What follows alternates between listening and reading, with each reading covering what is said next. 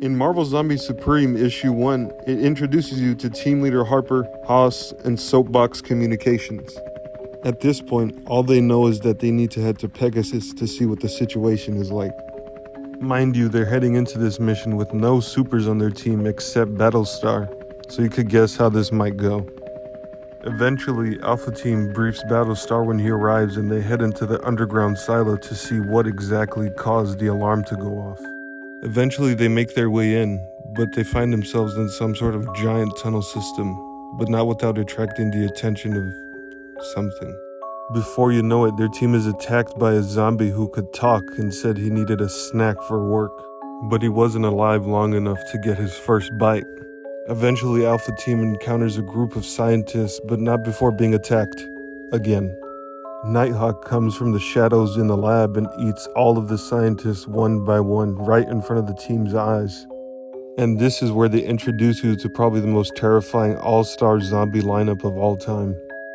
Hyperion makes use of his new snack bar and instantly rips off a soldier's arm and starts munching on it. Don't get it confused though, even though this group of zombies can talk, Hyperion definitely has zombie brain, and he's just deflected by Battlestar. Power Princess almost changes the tide of the battle by getting a clean shot on Battlestar, but it wouldn't be enough. One of the Alpha Team members attempts to take out Hyperion with a minigun, but it ends up just making him mad and he rushes right for his body. Notice how I said body? This guy might as well already be dead since Hyperion just ripped his arms clean off of his torso. Anyway, no matter Hyperion's zombie super strength, his weakness is Argonite, and Dr. D tells an Alpha Team soldier to throw a rock at his head, which makes him collapse. This is where it goes back to Dr. D and it explains how they became zombies in the first place. After convincing Dr. Spectrum to create duplicates of all the superheroes' DNA helixes, he uses them for his own personal gain. There were two main things wrong with Dr. D's experiment. One, the size of the helixes were incorrect, and two, he used negative energy to bring them to life. And this is the part of the issue where it's about to wrap up, but I just want to add a few more details regarding the beginning of the next issue. The way that Hyperion is described in the beginning of issue 2 is very Superman-like, where it's referencing an old couple that takes care of an alien baby, basically. Even the panels that they use to illustrate how Hyperion arrived onto the Earth, I guess, because he went through the Earth's crust. But anyway, look at this here. It's an older couple out in farm country, and then all of a sudden a comet comes crashing from the sky, and of course the old man goes over to see what's wrong. But this is Marvel Zombies and not Superman, and that would be the last mistake the old guy would ever make. Not long before approaching him, Hyperion immediately starts to eat him and goes after his wife as well. She tries to make a run for it, hoping Hyperion wouldn't see her hiding under the truck, but he just floats over and picks it up, and then he stares at her menacingly before the panels flip away from her. It switches back to Alpha Team's perspective where you can see them trying to figure out how to get to that certain level where the alarm was triggered. But nothing goes smoothly in these comics. They end up attracting the attention of the Wizard, and he just zooms out from one of the angles in the hallway and takes out two soldiers almost immediately. At this point, nowhere in the facility is safe, and all they can do is fight back until they run out of opponents.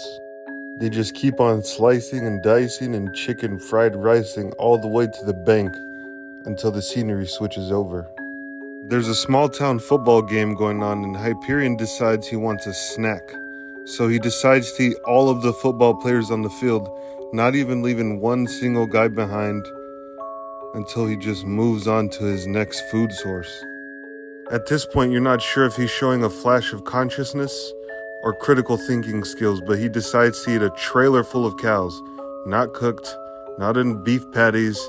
He just throws a semi-truck up in the air and decides to eat all of the cows in what seems like 5 seconds. And after another bite to eat, Hyperion runs into about the corniest group of superheroes I've ever seen. Although these are a group of superheroes, Hyperion just makes quick work of them, like it's not even a challenge really. They're obviously not even strong enough to put up like even a tiny bit of a challenge for Hyperion. In fact, their appearance is so short in this comic that I'm not even going to take the time out of my day to put their name in this. But it turns out that Hyperion was showing a flash of consciousness when he decided to eat all those cows, giving himself mad cow disease on purpose so his body would stop because he wasn't conscious of his actions. Eventually, he just collapses until the scene switches again back to the base. Everyone is giving the last bit of fight that they have left, but it just doesn't seem like it's enough either for them, until Jack of Hearts makes a surprise appearance. And honestly, I have no idea who this character is, and I've never heard of him before this comic. But apparently he's strong enough to be their saving grace, and I don't even have a clue about what his powers could be. Despite the damage that has already been done by this group of zombies, it still somehow gets worse for these Marvel superheroes. Issue 3 of this series really focuses on the appearance of Nuke, a zombie that went solo, separating himself from the group.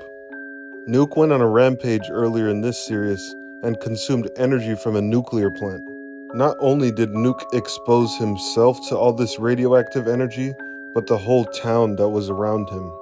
After review of the CCTV footage of Nuke taking out all the guards, there's only one choice. Ben Holmes, the manager for the nuclear plant, was attempted to be contacted, but there was already a surprise guest waiting for him.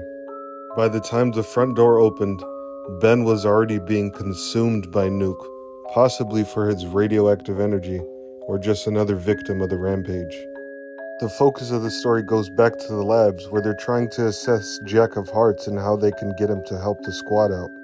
But this group of zombies is hungry, and they're about to do anything they can to get themselves some human snacks, if you will. The Golden Archer comes up with an idea to help his squad out, to use parts of his body as a weapon. The situation switches back to Nuke, where Tom tries to let off a few shots off from his revolver, but they do nothing. Plus, his attempt to save his friend would be useless because he was already a zombie. All Tom does is make Nuke mad, and it causes him to chase him throughout the city in these next few pages. Every time Tom gets a little bit of leeway from Nuke, Nuke catches right up to him, destroying whatever he's using to try to get away. Luckily, Tom's wife shows up soon in her EMT vehicle to pick him up. They begin driving for what could have been a few minutes, but they run into a horde of zombies with Nuke tailing them. And in classic Nuke fashion, he destroys just about everything he touches, people, vehicles, everything.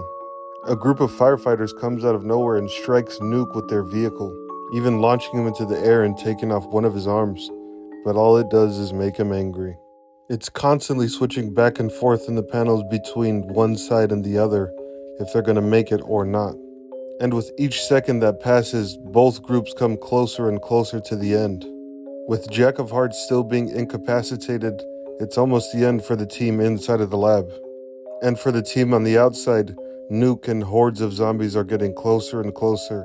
Eventually, Tom is forced to make an executive decision to drop a nuke on himself and the city that he's in. Clutching his wife with Nuke walking closer and closer, the screen turns bright orange. After decimation of the town, the perspective is permanently switched to Alpha Team. Almost all the members of Alpha Team at this point have died, and Jill seems to be the only survivor. Even after Haas has been infected with zombie teeth, he still has some consciousness left. He ends up taking out this zombie, but not without a price. And you probably guessed it, but not quite exactly what you might think. Haas is still alive, but just his head is, technically.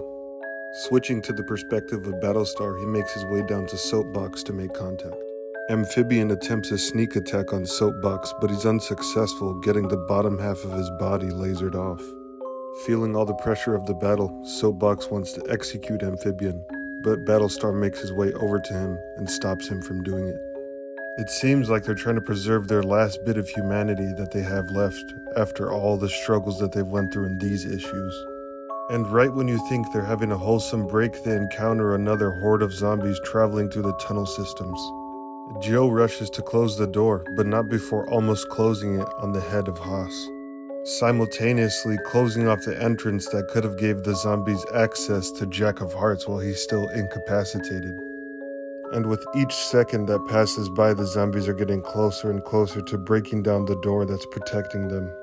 In a last-chance effort to buy her and Jack of Hearts some more time, she devises a bomb made of her teammate's head. After getting finished with the final touches of her impromptu arts and crafts project, she tosses it right out of the hatch. After buying herself enough time to bring Jack of Hearts back, they're about to make their escape. That is until Jill is eaten by this twisted version of Mr. Fantastic, and she's gone in one bite. After seeing this guy take out so many people in one bite, you'd think she was gone, but superheroes can be angry too.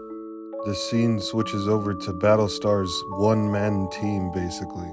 It turns out that the doctor that made this evil team of zombies is still alive and plans to make his escape by himself.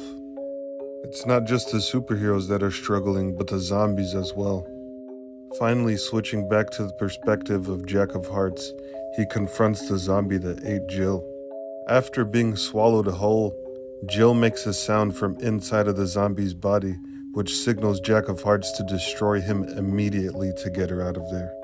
But they were hiding one thing, the absolute monstrous size of this guy from eating just about everyone in the facility. But luckily, the size of this guy makes him a really easy target to hit, with Jack of Hearts just taking him apart and ripping Jill out of his body. With Jack of Hearts now knowing that Jill is safe, he makes quick work of this guy, and the perspective switches back to Battlestar. With the humans trying to get back to safety and the zombies trying to get more food, they eventually have a battle at the entrance. With the doors of the facility opening wider and wider, there seems to be an android that's keeping the zombies at bay so they don't escape too far from the facility. But yet again, nothing goes perfect in this universe, and Power Princess makes her way over to him, or it, and just takes its arms off. This zombie version of the Doctor makes his escape, while the zombie squadron fights the soldiers that are left. With each moment passing by, the team gets closer and closer to its demise. And finally, in the last moments of battle, Jack of Hearts shows his true capability in battle. Since Jack of Hearts was the source of power to bring these zombies back to life, he takes it back from them and destroys the rest of the horde remaining in the facility. However, he wasn't fast enough to stop Nighthawk from biting Jill in the heat of battle. In a fit of rage after destroying the horde, Jack of Hearts uses his powers to reverse the effects of the zombification of Jill. Jack and Jill embrace after knowing they're the only few people left remaining in the facility. The perspective shifts away from the facility and shows the true versions of these Squadron Supreme. But like I said earlier, the Doctor planned to escape, and he did, feasting on a civilian with his girlfriend watching, and the comic ending there.